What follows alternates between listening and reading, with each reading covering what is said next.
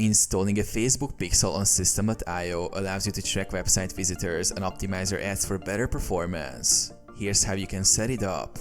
Get your Facebook pixel ID. Go to Facebook Ads Manager. In the menu, navigate to Events Manager and click on Pixels. Select the pixel you want to use or create a new one. Copy the pixel ID from the pixel settings page. Log into System.io.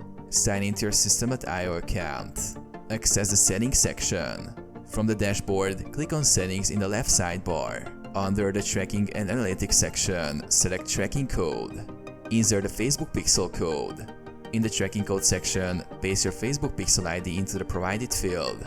System.io automatically adds the necessary Facebook pixel code to all pages of your funnels, ensuring that tracking is enabled for every page. Save changes. Click Save to apply the pixel code across your pages. Verify the pixel. Use Facebook's Pixel Helper Chrome extension to verify if the pixel is firing correctly on your pages.